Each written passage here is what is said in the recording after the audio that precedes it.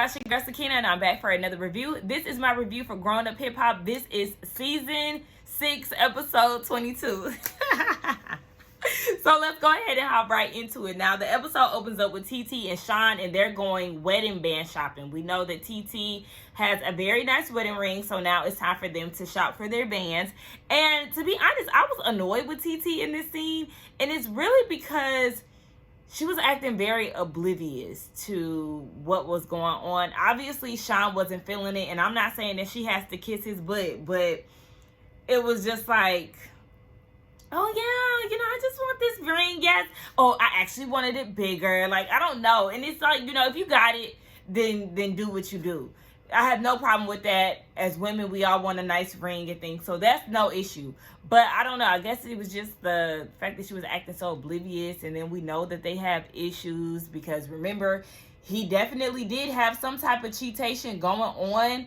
We just don't know when, because they admitted it, and then he didn't want TT to elaborate down at Bree's party last season. So we know there's definitely something that had went on with them. So we got a good eye on Sean, who obviously is not happy with the idea of wearing a wedding band. Talking about, you wear this 24/7? Yes, you do. You wear it to the gym and all of that. Like, you don't have to be flashy and things of that nature, but you made the choice to get married, so yeah, wear the ring, fool. I was just really annoyed with both of them in this scene. More TT than anything. I don't know why I was so annoyed with TT. Like, what's wrong with me? I don't know who was feeling that way, but I was side-eyeing Sean too. Like, what you mean? You want to take it off when you go to the gym? And then TT is saying, yeah, I want people to know that he is married, and I want him to remember that he's married. But he the one who got on bended knee. He better remember that he's married. Child, let's move on. So now we're in Atlanta, and we see that Angela is settling in her home. She has a 6-bedroom little mini mansion, okay, for her and little SJ. And things are different for her because we know she is a New Yorker, and she's used to living in a condo. Now she got to take the trash out by herself and things like that. And then Cree, she came to visit her, so of course she's poking fun at Angela about the whole Bow Wow situation. Is Bow Wow come to visit? Blah, blah, blah. Like, child, I get so tired of talking about Angela, Romeo, Bow Wow. Like, girl, okay, can we get her a new set of men? And you know what? Y'all were right in the comments as far as Angela being impulsive, and yeah, she definitely had egg on her face for moving down to Miami for this man, and then he shortly broke up with her after that and didn't make time for her while she was there. Like, girl, that was definitely too much, and you embarrassed yourself by moving out there because you shouldn't have been out there in the first place. So now you do have to have an exit plan, and you decided to move to Atlanta. Could it be because of another man? Who knows? Maybe she's being low-key, or maybe she really is trying to set herself somewhere for her son's sake. So I'm going to go with the son excuse. But I definitely do feel like she probably is trying to leave Miami because she know that she went for the wrong reasons, and that man had her looking crazy as hell. So it's an adjustment. I really feel like she moved in the Cobb area because I know that she does get her glam done in Cobb County. I've been to the place that she gets her makeup done at, or to the lady that owns the building. But yeah, I'm thinking that she lives in Cobb County, which is not far from the city at all. It's right outside of Atlanta. It's a good place to raise your children. It's a nice atmosphere and all of that. So she gives me a Cobb tea.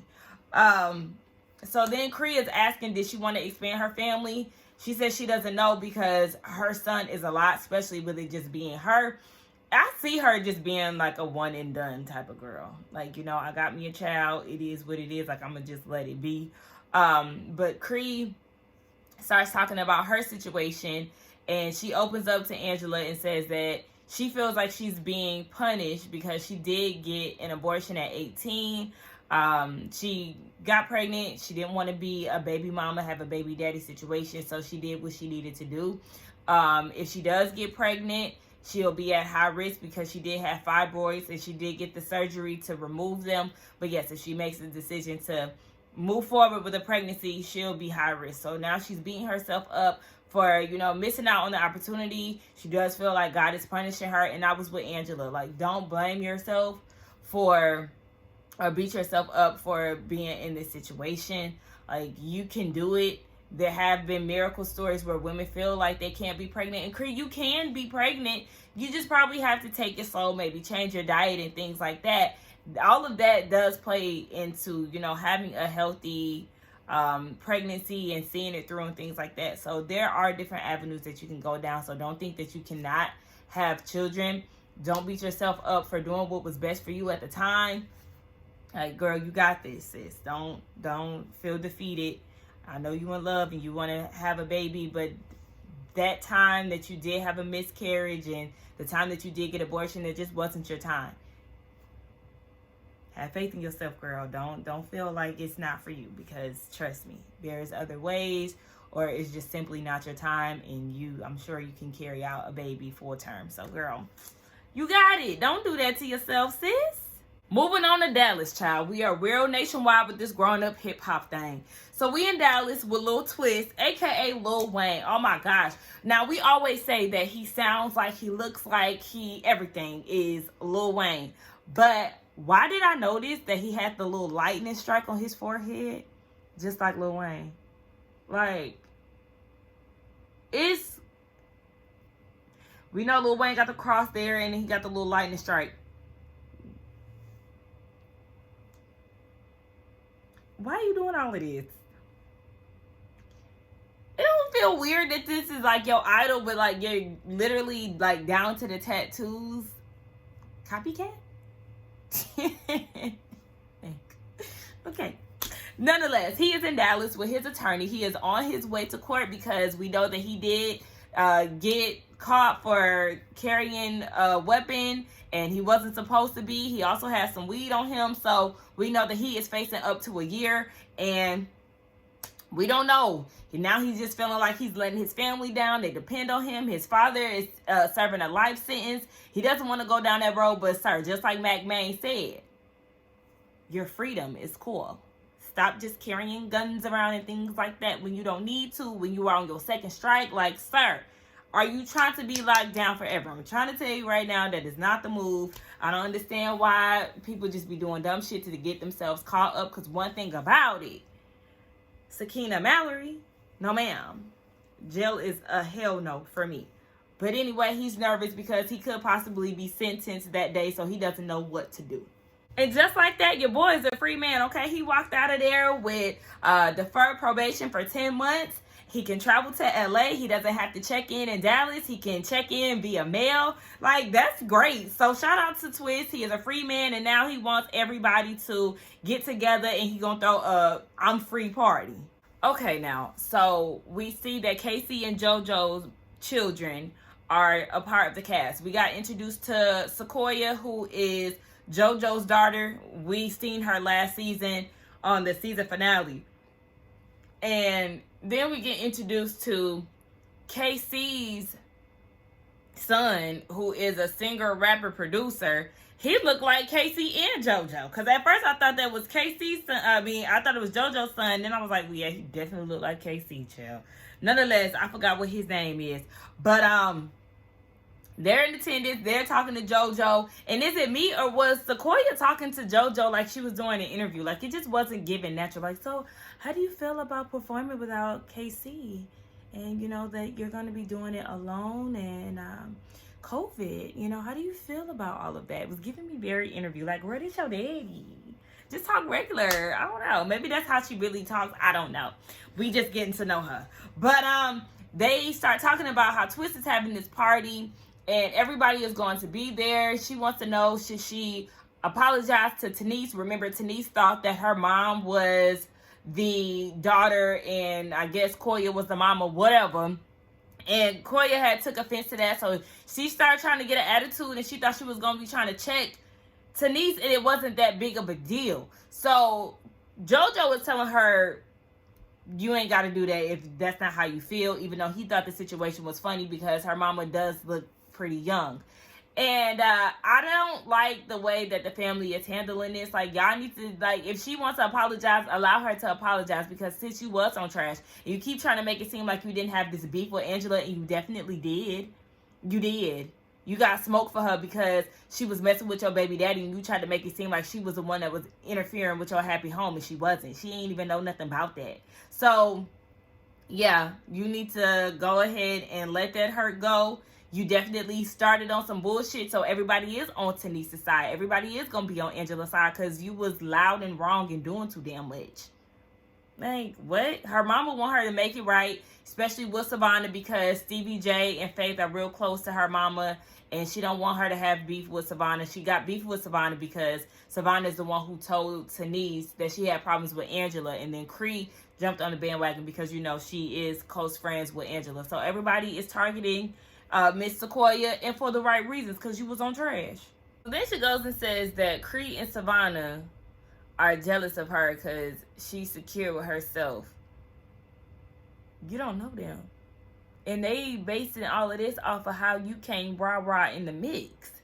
So you and these cone titties that you got in your interview can go have a seat, Miss Ma'am.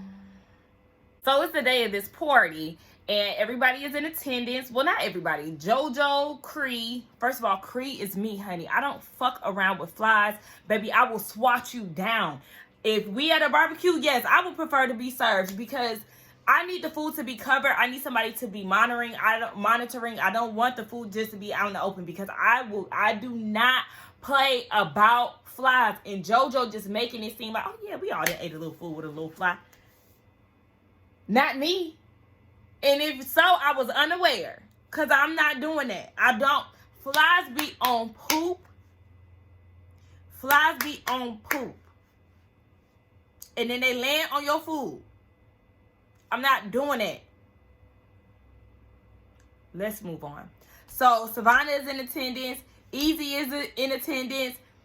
His tired wife, Aaliyah, is in attendance. And everybody is eating. And they're like, where's Twist at? Half of the folks don't even know why they're there. So, Savannah had to let them know that Twist caught a case. But he beat the odds. So, this is an I-am-free party. Okay. So, then, you know, everybody's outside. They eating. And then here comes Bree. And as soon as I seen her, I said, the energy is off. The energy is off. It's off. She's mad because it's hot. She comes in with a wagon. She's greeting everybody. And she's like, hey, oh my gosh, it's hot. Like, you know, that's just the complaint of the moment. And she said she just needed a moment. So she kind of like, you know, all right, it was hot. You trying to regroup. She needed Easy to help her bring some art supplies in because one of her friends' dads just passed away. So I'm guessing that she's affected by that, and she brought her painting supplies just to kind of, you know, mellow herself out.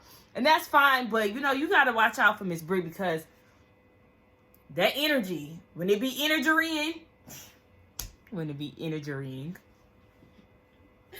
energy be energying, honey, listen, we just never know what we're going to get with her. So I got my good eye on what she got going on down here at this pool party.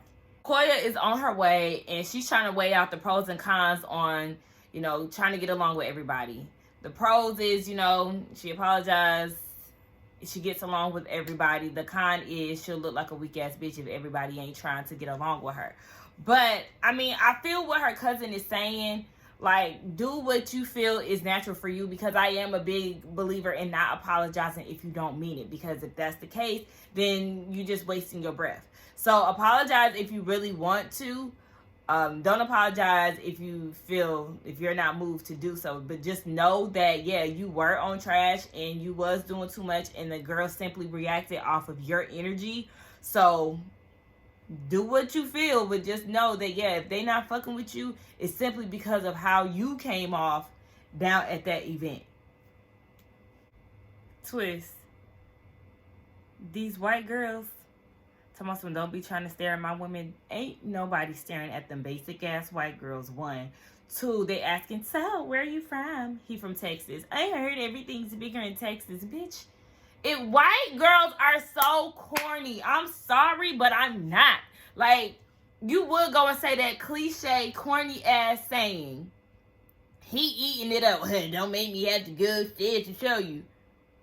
That just goes back to, like, the corny shit that white girls be saying. Oh, I love your cock. You have a big cock. Like, oh, y'all so damn corny. And how they your dancers, but they don't know where you from? What kind of dancers? Are these strippers? Because like I said, we know that the white stripper has not evolved, so they're just going to be doing this. A whole bunch of nothing. Or what, they be dancing on stage with you when you be performing? And if so, where you be performing at? Because like I said, we ain't heard no twist music, honey. So I got questions and I need answers. So Sequoia comes to the party and Savannah and Cree, y'all give very weird energy. Like, one thing about it, I don't like when somebody comes to an event that a person doesn't like and you start acting like, I'm not pressed, I don't like them, blah blah blah, but like you do little stupid shit that makes it seem like you're way too invested in what's going on here.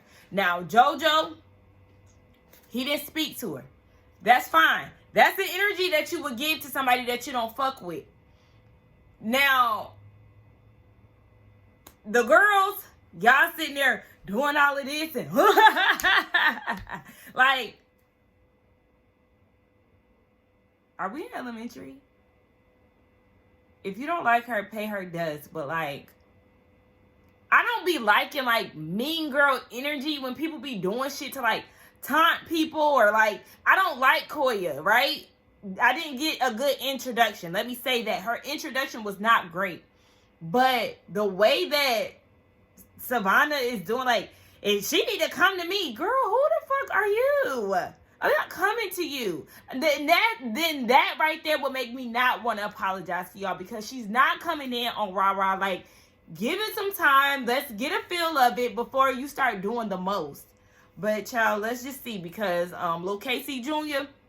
is about to get a tour of introduction by Easy, so we're gonna see how all of this pan out. All right, so it didn't go as planned, y'all. Now he got introduced to Savannah, and Savannah was like, "Oh, you was that nigga who was talking shit online with your cousin, and now you trying to act like you don't know who I am. You want to introduce yourself, but you had hella shit to say to me on Twitter, like."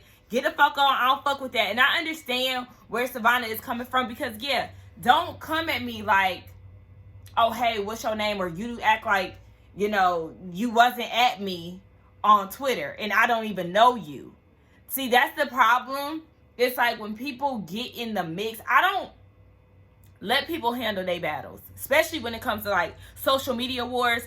Just let that person go at it with whoever they going at it with. You jumping in and you doing all of this, it just be way too much. Like,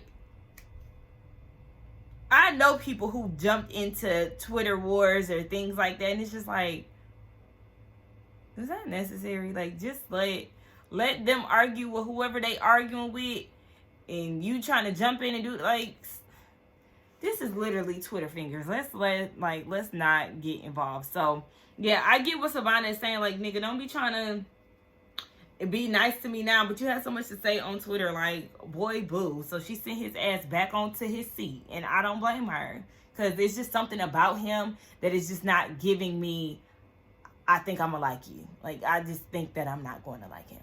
So Twist is trying to be the peacemaker of the whole beef between Sequoia and Savannah. Now, I get why Savannah isn't really feeling Sequoia. One of her reasons is in her confessional earlier, she said because she tried to throw a drink on pregnant Tanise. Now, I don't believe that Sequoia knew that Tanise was pregnant, because if I'm not mistaken, a lot of the cast didn't know that Tanise was pregnant because she wanted to keep it low key. And she only told her family members. So, I mean, like, you don't have to fuck with her, but I don't think that she knew that Tanise was pregnant. So, Twist is trying to be the peacemaker, and Savannah is like, well, I don't fuck with her, but the nigga was trying to come at me on Twitter based off of this ant-built body bitch. Like, girl, okay. Sequoia called her Chucky on Twitter, and she said, no, I could play like Chucky, or her Bob was like Chucky, and she was like, no, I could play like Chucky. Just let me know how you want to do it or whatever. And she was going on talking about, I'm not one of these LA pretty bitches. Like, now, see, this is the point where you do too damn much, and this is why I don't like you, because you do too fucking much. Like, I just understood where you was coming from, but then you start bigging yourself up, and it's just like, girl, shut the fuck up, please, because it's really not that deep. Y'all situation is not that deep. It's really not. And you talking hella shit about Koya, and Twitch was like, y'all ain't about to be doing this in my rented backyard. Like, Yes, please stop the foolishness because it's not that serious. So Savannah thinks that she needs an apology from Sequoia on her knees. Like, bitch, you are so tired. Girl, fuck you. So, Koya is talking to her cousin Devin. That's Casey's son's name, Devin. She's having a conversation with him and Easy, and she's like, I don't know. I feel like I need to, have a conversation with JoJo. I didn't speak with him, but she really does want to speak to Tanise in regards to what went down that day at the showcase. So Twist comes over, and then he brings JoJo over, and she explains herself, and JoJo is like, my thing is, we welcomed you with open arms to the showcase. You had your beef with my wife, and then I find out later that you have animosity towards my sister. And Koya is like, yeah, I don't know what Savannah is telling everybody, but I told her, I asked her, is Angela going to be there? She said yes.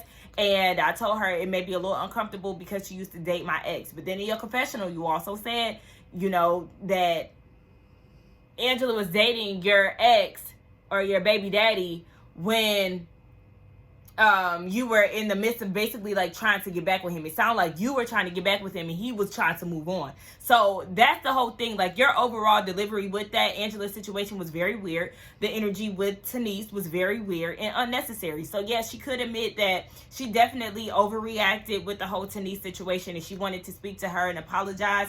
And I could appreciate Koya, honestly, because when you sit back and look at it, she is not on rah-rah shit. She not trying to beef.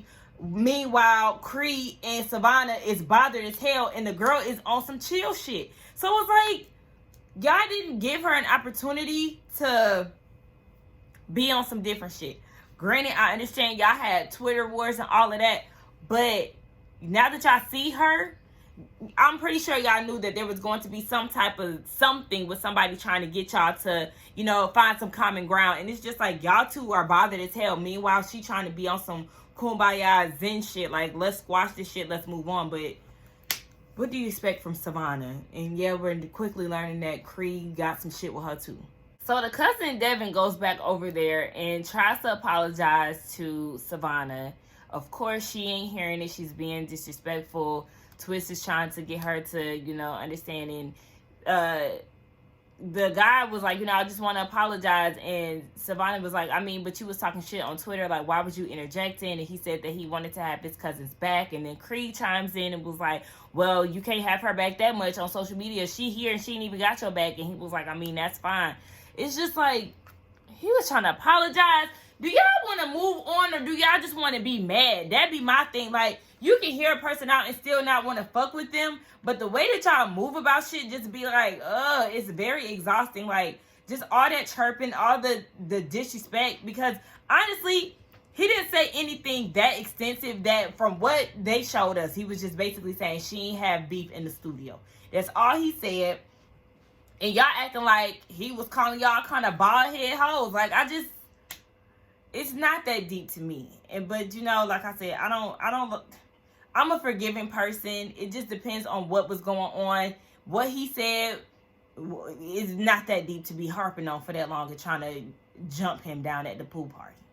And y'all driving Easy to smoke, and y'all about to drive me to, I don't know, go eat. Because I don't feel like drinking and I don't smoke. All that you was talking about, for you to come there and do all the extra that event, and then you keep talking on Twitter, bitch, I don't give a about you. Are you done? No, bitch, I'm not done. And if I was done, bitch, you still wouldn't say. That's what I'm saying. You got your big ass cousin over here coming talking to me, bitch. Doing all this extra for what, girl? You grown as hell. Go take care of your son or something like that. Don't bring him up. And at this moment, completely done with Savannah. Because you got too much mouth. You have too much mouth. And the way that you walked up on her and like standing over her thinking that you bucking shit, like, bitch, it's not, none of that is ever that serious. And yeah, somebody do need to bop you upside your head because you really think you that girl. That's the thing. I do not condone violence. I do not. But girl, the way that you're coming at her is very unprovoked in this moment. The girl is calm. She's cool. She don't have no issues with you. And you're coming, like, the energy is on 1,000. So then when she gets up and charges at you, It's like, yeah, because, bitch, obviously you damn sure want to fight. You definitely want to fight. And then here come Cree. And I was with Koya, like, my issue is not with you, girl. Stay the fuck out of it. Like, even though Cree did come over there and she wanted to have a conversation with Koya, but it's just like, Cree, you know your friend ignorant as fuck. Don't try to get her to come and talk. For what? Cree, your old big built ass gonna tell her she can't get mad because Savannah bringing up her son when she's the one who brought up her, when Koya's the one who brought up her son for storyline purposes last year.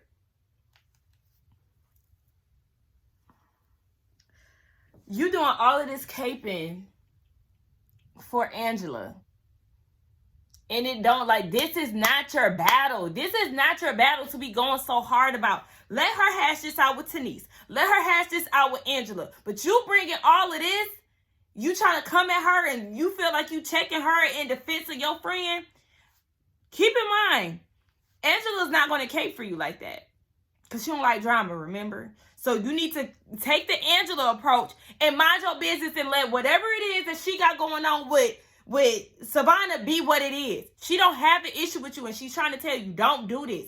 The girl is not, like, y'all doing way too much.